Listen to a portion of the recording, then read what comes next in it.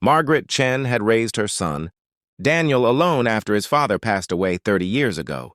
She'd worked double shifts at the textile factory, her fingers bleeding into the fabric of other people's clothes so her boy could have the education she never did.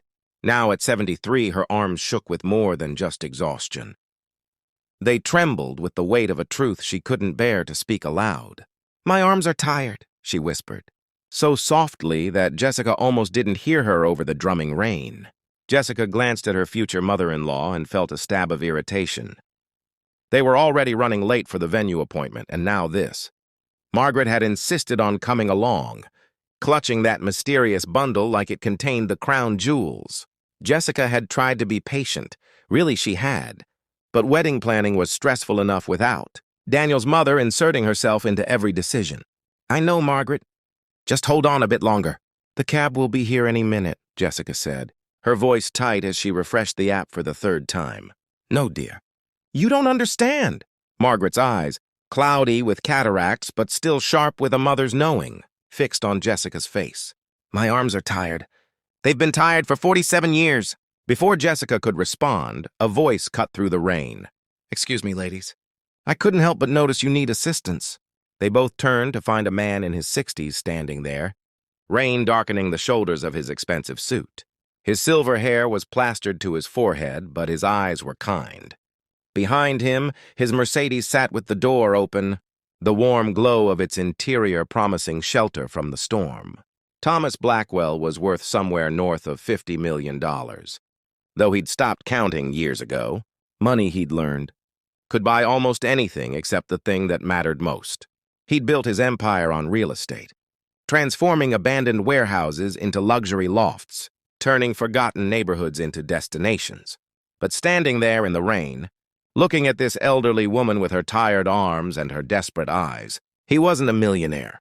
He was just a man who recognized grief when he saw it. "Please," he said simply, "let me drive you wherever you need to go." Jessica's first instinct was to refuse, stranger danger and all. That, but something in the man's face, a sadness that mirrored the ache in Margaret's eyes, made her hesitate. "That's very kind, but," Jessica began.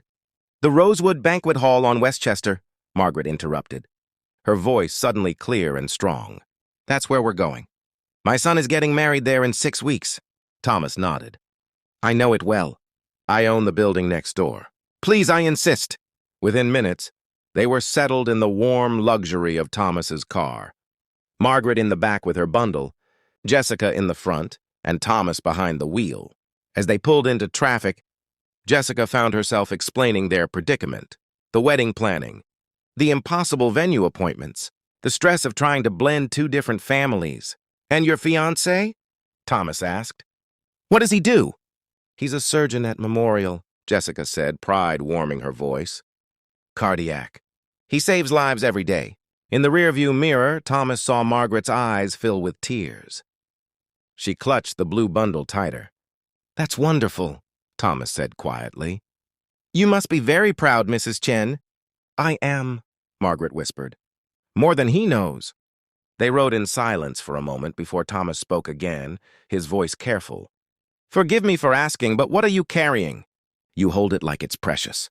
Margaret was quiet for so long that Jessica thought she wouldn't answer. Then with shaking hands, she began to unwrap the bundle. Inside was a quilt, hand-stitched and faded, made from scraps of fabric in a dozen different patterns. But as Margaret spread it across her lap, both Jessica and Thomas could see it wasn't just any quilt.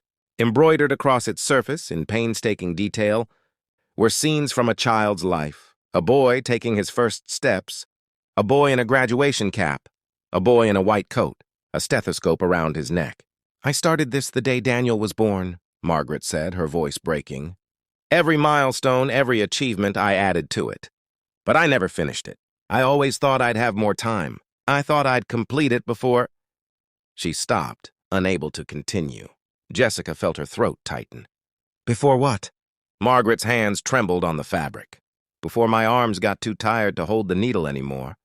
I wanted to give it to him on his wedding day, but I can't finish it. My hands shake too much. The arthritis, the weakness. I've tried, but I can't see well enough anymore. And I'm afraid I failed him one last time." Thomas pulled the car over. putting it in park even though they were still blocks from their destination. He turned in his seat to look at Margaret, really look at her, and saw his own mother in her face. The mother he'd lost to cancer before he could tell her all the things he should have said. "You haven't failed him," Thomas said firmly. "You've given him everything. This quilt, it's already perfect." "But it's not finished," Margaret insisted. "The last square is empty. It was meant to be his wedding day, him and his bride. But I can't do it. My arms are tired and time is running out." Jessica reached back and took Margaret's hand, really seeing her future mother-in-law for the first time. Not as an obstacle or an inconvenience, but as a woman who had poured her entire life into raising the man Jessica loved. All those double shifts, all those bleeding fingers, all those years of sacrifice, and now her greatest fear was that she couldn't complete one final act of love. "May I see it?" Thomas asked softly.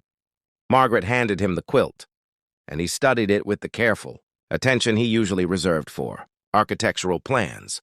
Each square told a story. Daniel's first day of school, Daniel winning the science fair, Daniel getting accepted to medical school. The stitching was uneven in places, clearly done late at night by candlelight, by a woman too tired to see straight but too determined to stop. "I have an idea," Thomas said suddenly, "but I need to make a call." 20 minutes later, they weren't at the Rosewood Banquet Hall. Instead, Thomas had driven them to an elegant brownstone in the historic district. He helped Margaret from the car, still carrying her quilt, and led them both inside. The interior was a textile artist's studio, filled with fabrics and threads in every color imaginable.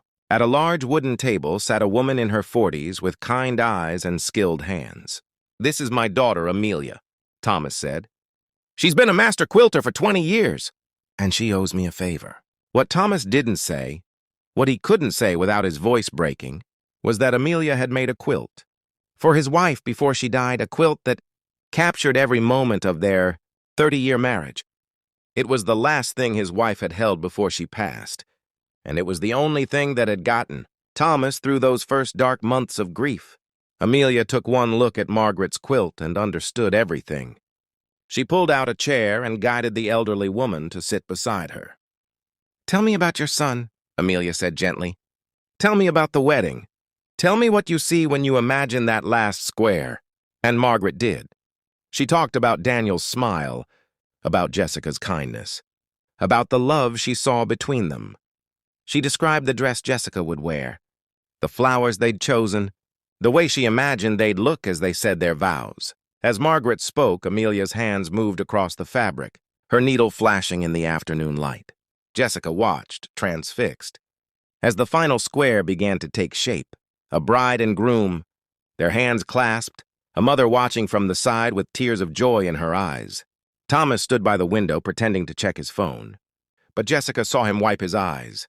She walked over to him quietly. "Why are you doing this?" she asked. "For strangers?" Thomas looked at Margaret, bent over the quilt with Amelia, her tired arms finally at rest. "Because someone should have done it for my mother," he said simply. "Because kindness isn't about what we can afford to give, it's about what we can't afford not to." 3 hours later, as the sun broke through the clouds, the quilt was finished. Amelia had not only completed the final square, but had reinforced the older stitching, preserving Margaret's work while making it strong enough to last generations.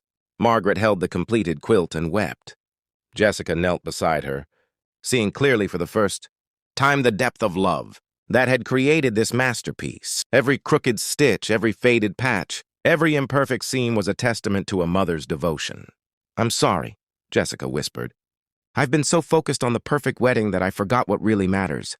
It's not the venue or the flowers or the dress. It's this. It's family. It's the love that brought us here." Margaret cupped Jessica's face in her trembling hands. "You're going to make him so happy, dear. And you've already made me happier than you know by loving my boy." Thomas drove them home as the sunset painted the sky gold and pink. When they arrived at Margaret's modest apartment, Jessica helped her inside while Thomas waited in the car. But before Jessica left, she turned back to him. "How can we ever thank you?" Thomas smiled, a real smile that reached his eyes for the first time in years. "Invite me to the wedding," he said, "and promise me something." "Anything." Promise me you'll tell your children about this day. Tell them about their grandmother's tired arms and her fierce love. Tell them that wealth isn't measured in dollars, but in the sacrifices we make for the people we love. Tell them that a stranger's kindness changed everything. 6 weeks later, Thomas Blackwell sat in the third row at the Rosewood Banquet Hall, watching as Daniel Chen married Jessica Martinez. When the officiant asked if anyone objected, Margaret stood, not to object, but to drape her finished quilt over the couple's shoulders, wrapping them in 47 years of love. There wasn't a dry eye in the house, and Thomas, the millionaire who thought he'd lost his capacity for joy, felt his heart crack open with hope. Because he'd learned something that rainy afternoon, that tired arms could still embrace, that broken hearts could still love, and that sometimes the greatest luxury wasn't what money could buy, but what it enabled you to give away.